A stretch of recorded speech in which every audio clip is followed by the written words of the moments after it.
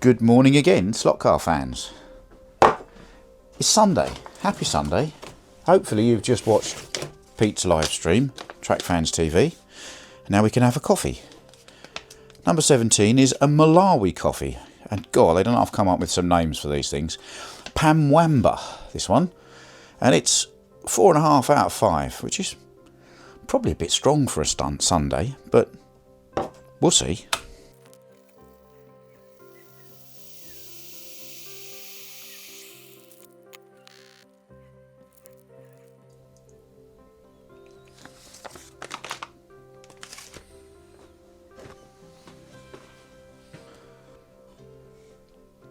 So here we go with day 17's coffee and car, and it's a corker of a car, but coffee first.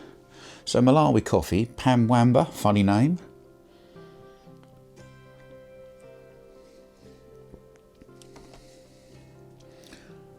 Oh, that's really nice. I was expecting a kind of bit of a punch to it, being a 4.5, but no, I mean it's a dark roast, but it's really quite smooth. And it's got like a little bit of a licoricey aftertaste to it, I think.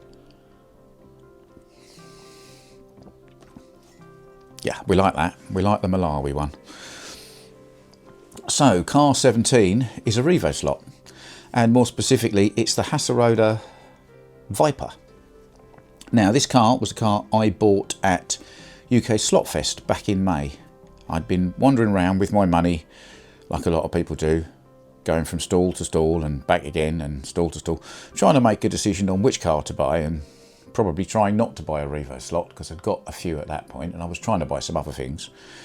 And then I walked past Pendle Stall and I looked up to the shelf with the Revoslots on it and I saw this here, and it didn't take very long at all for Sean to relieve me of my money and give me this car.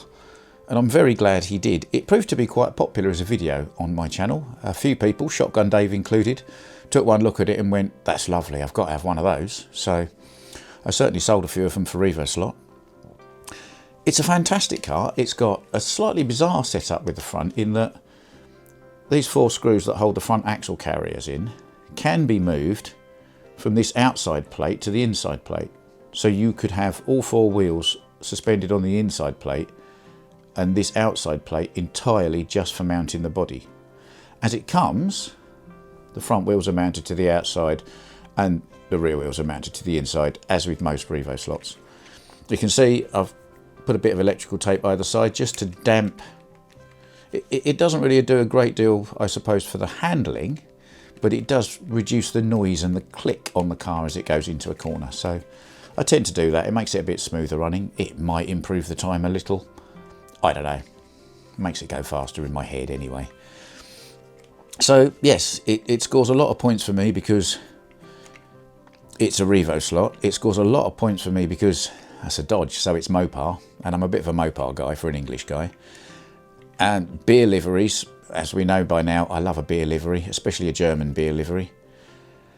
And this car had a really interesting story to it. Now, if you watch my video that was the video about this car, and I will try and remember to put a link in the description of this video about that. Yeah, it's a great car. This car exists to this day in this livery. It didn't for a while.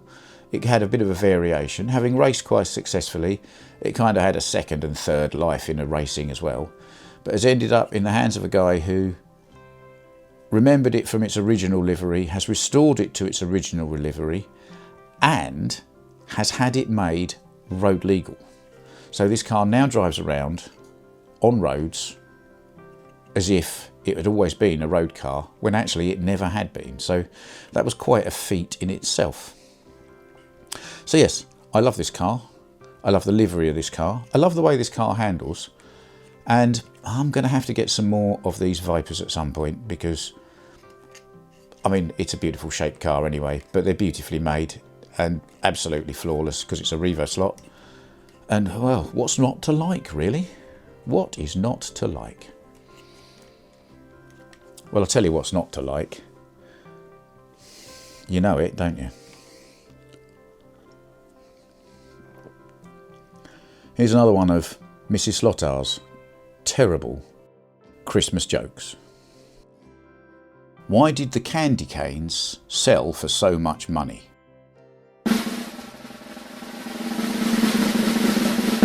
They were mint.